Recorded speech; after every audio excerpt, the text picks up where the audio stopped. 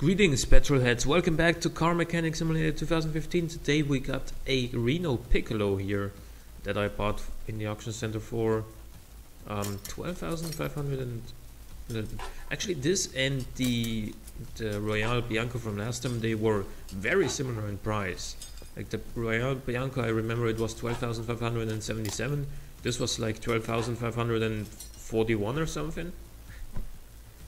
So yeah. Let's see for how much this will sell at the end. I imagine it'll be pretty similar in price because like it's got the same front and rear suspension. It's got basically the same engine, and it had a very similar base price, like not base price, but very similar buying price from the auction center. So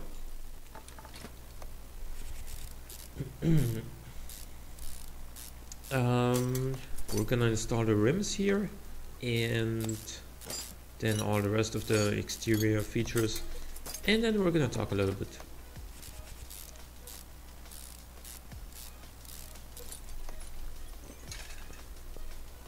So there goes the last rim, then we're gonna fit the new one here.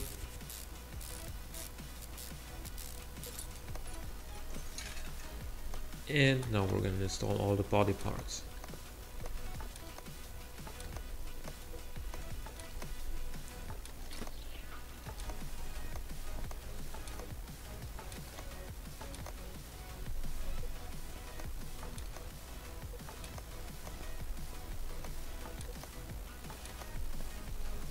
Alrighty. Looks mean now, doesn't it? So let's sell all these body parts, and we're gonna, well, after buying all of these parts, we're gonna talk a little bit about what's going on in real life. So we do have a brake servo and an ABS pump. Front suspension is McPherson's, and rear suspension is Multilink. Okay. Let's buy all the parts first. Engine is obviously an N94.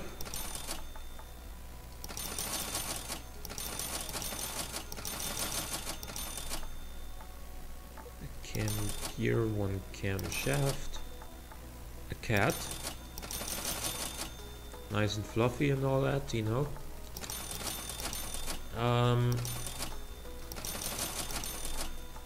No drive shaft.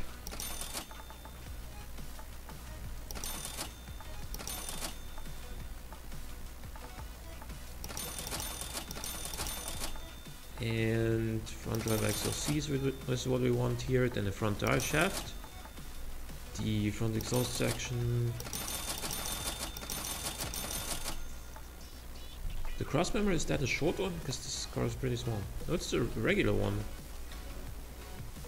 Pretty interesting how the cross member is like, or let's start this way. Pretty interesting how a small car like this uses the regular suspension cross member, whereas a big car like those old muscle cars, they use the short cross members. It's it doesn't really make that much sense, but to me at least. But I know not enough about suspensions for me to actually understand that. There has to be a pretty good reason, and I'm just not aware of that. We want this, then we want two of those, a power steering pump, and those knock nosing A. The rim muffler is this one. I've seen it. It's actually exactly the same as on the Renault as on the Royale Bianco.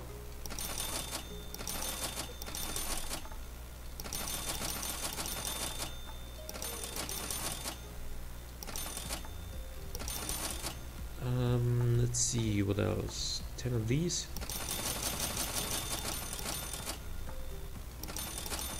Then 2 of those. 4 of these.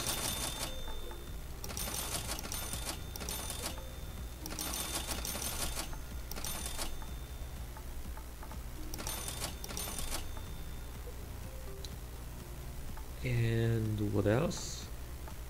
This, 2 those and 2 those. Okay. So what happened recently? On Friday I picked up the K&N air filter that I ordered at our local tuner store, and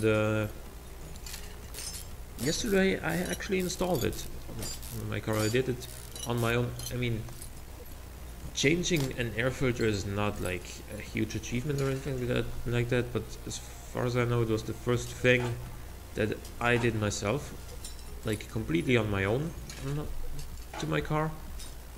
Everything else I did thus far was just, you know, in conjunction with my father, where he did most of the work and all that.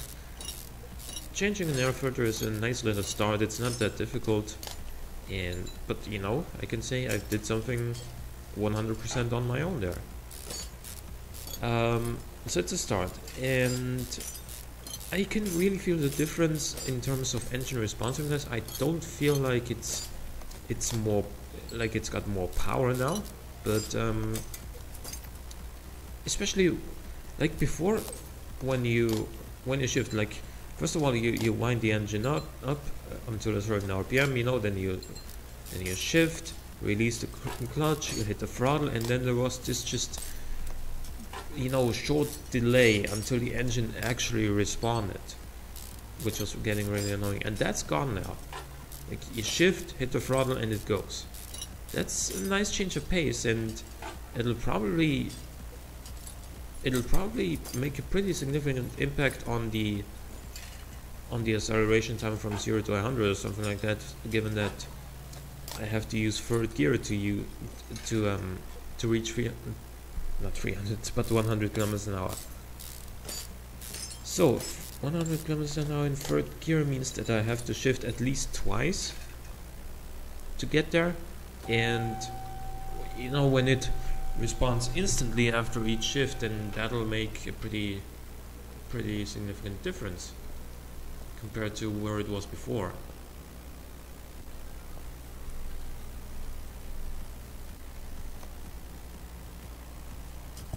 And I also called at the tuner store again to you know, inform myself about some injector nozzles, what kind of stuff they offer, and how much it costs, and how much power it has and whatnot, because they told me I should, and so I did.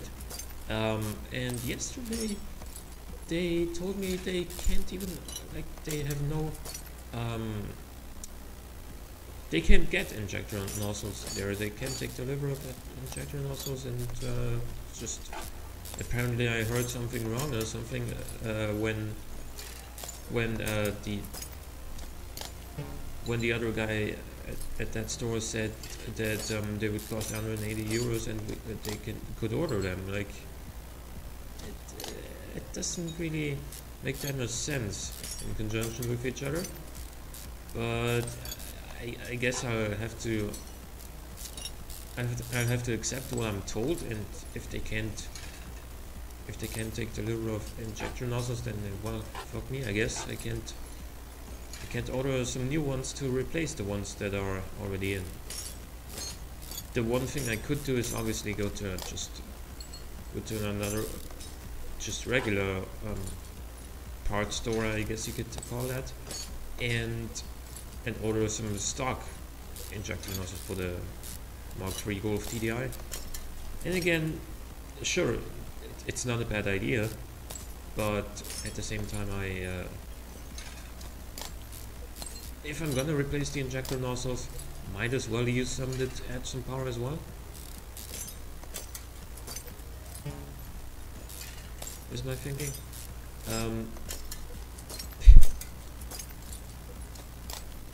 I forgot the rubber bushings on the other side, but that's okay. Yeah, because wait, where was I going with that? Yeah, changing injector nozzles is like pretty recommended, if you will, after say 100,000 miles or something like that, and you know I got 130,000 miles or something like that on the clock, and therefore it would be it would be due for some new injector nozzles. And if I'm gonna do them, like, injector nozzles are relatively complicated parts, and therefore they are also relatively expensive, and the price difference between some stock ones and some tuned ones, if you will, aren't the price difference isn't all that meaningful, and therefore I'd like to, you know, get some better ones that add some power as well. I don't know where I'm gonna be getting them from though, if our tuner store doesn't, like, can't receive them.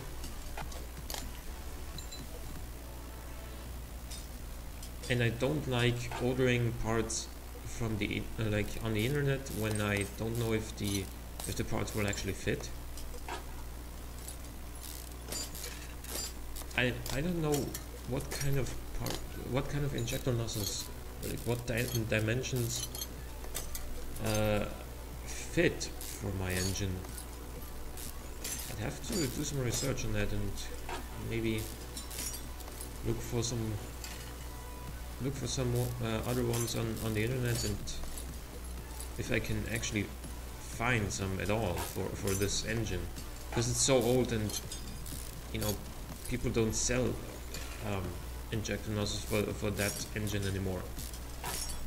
For newer diesel engines, sure, but not for, you know, one of the most popular diesel, or one of the most frequently used diesel engines in the 90s. Like, why would they sell some parts for that engine? Anyway, we have unmounted pretty much everything about the suspension already.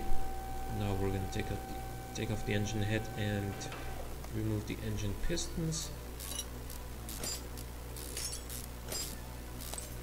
Oh, we haven't worked on the gearbox yet, I just realized.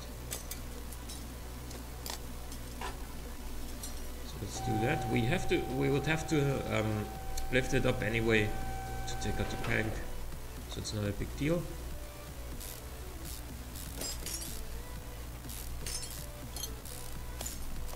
And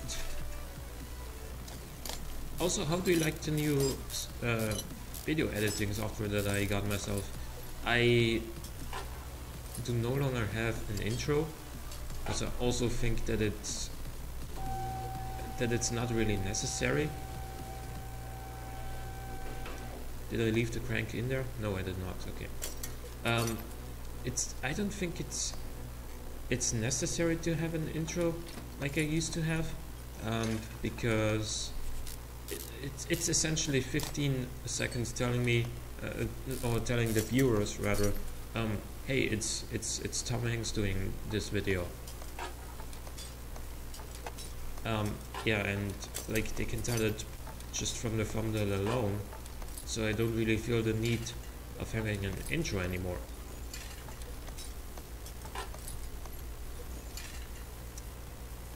And what else is there to say?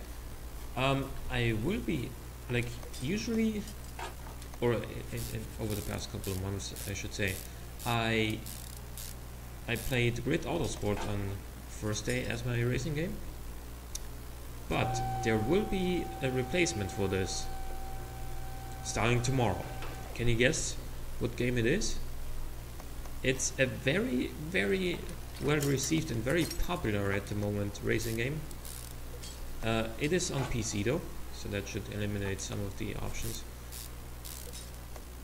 And yeah, that's all I'm gonna say. A new racing game starting tomorrow, and like the racing game itself is not quote-unquote new anymore. It didn't just came out. It didn't just come out, but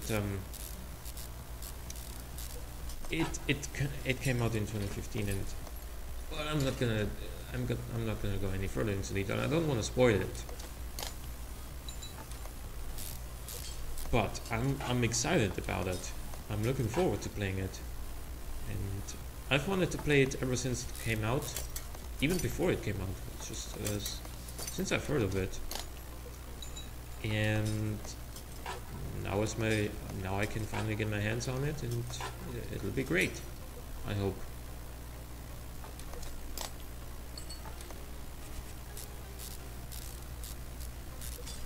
And then also one more thing, since I am from Austria and my native language is obviously German, and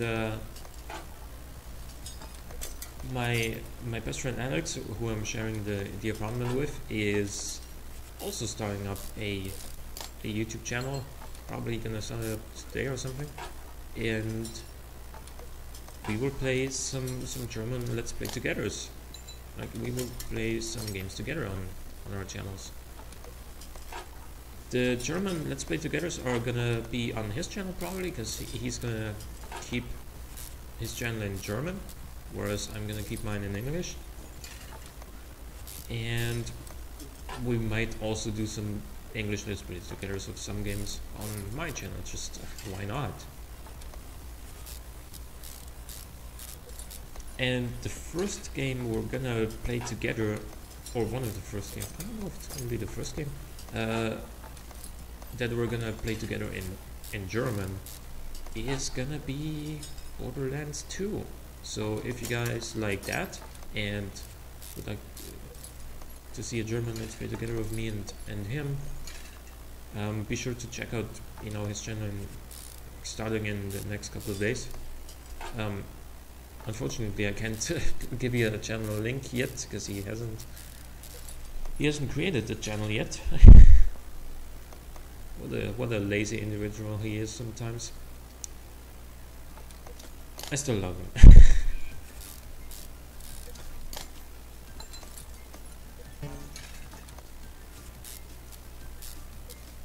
And well, Borderlands 2 is gonna be one of the first games we're gonna play there. Dead Island Riptide, maybe. Dead Island 2 at some point in 2016, whenever it comes out. They announced it would be sometime in spring 2016, after already having announced like a year before that it would come out this summer. But apparently it'll take a whole lot longer for them to finish it. But that's fine with me if the end result is actually great. And by great I mean better than Dead Island Riptide, which is a game that I enjoyed quite a lot. So if Dead Island 2 is better than that, I feel okay with the longer waiting time. But if it's just not good, like if it's just very repetitive or very similar to Riptide, and you just feel like they ripped off your money and didn't really change anything about the game, if that's the case, then well, I'm gonna be very disappointed in what's the developer, Quicksilver Studios, and probably not buy another game from them anymore in the future. Like Dead Island Epidemic, the servers have been closed or will be closed very shortly, and that was kind of to be expected since there haven't been any updates over the last like 4 months. And now, like a week ago or so, they announced that they will shut the servers down, and like it's a sad moment because I did enjoy Dead Island Epidemic quite a big deal. But yeah, if they're gonna close the servers, well, so be it. It's their choice.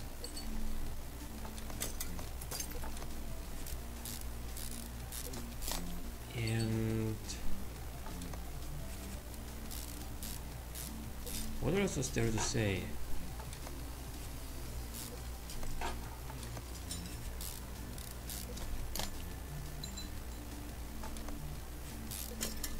Yeah, about the whole automation thingy with the replicas and whatnot.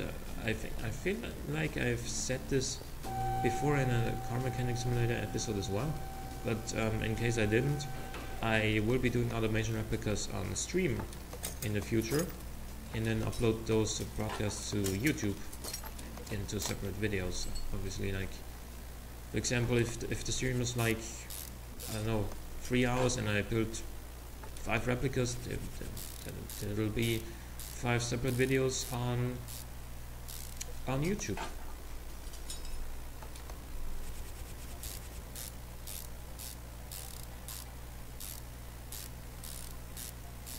Also, I think like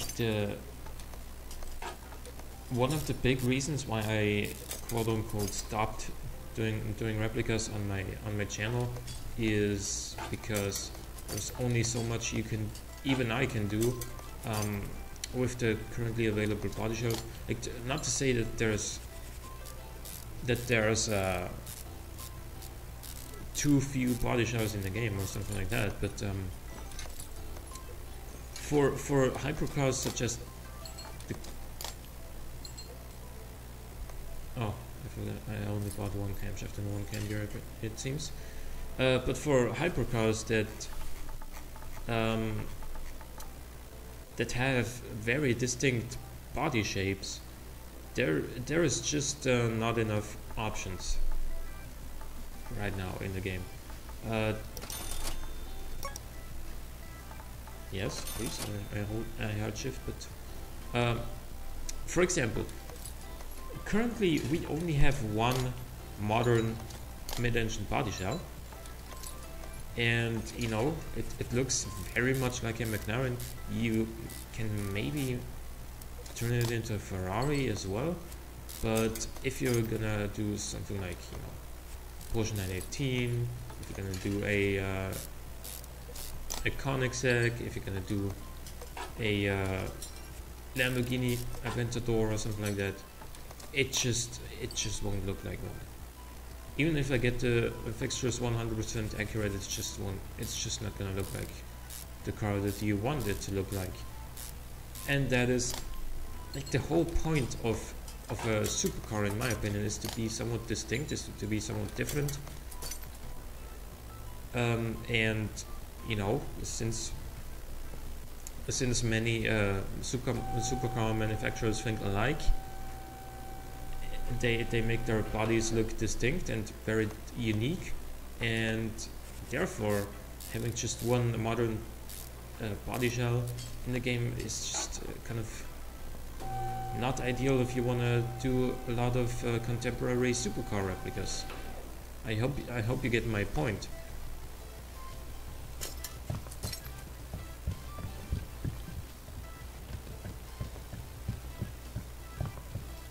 Or for example, a LaFerrari, I am not going to be able to, you know, make the McLaren look like a LaFerrari. It's like, even if I get the fixtures 100% right, it's just not gonna look like it.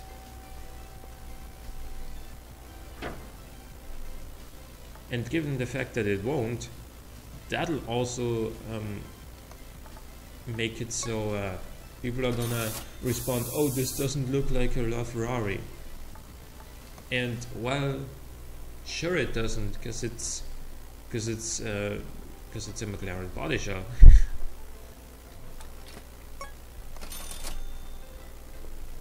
But anyway, we are done with this Renault Piccolo.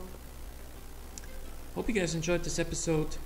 If you did, please click the like button, it helps out a great deal. And also, this is $5,000 less expensive now than the Royale Bianco when we finished it.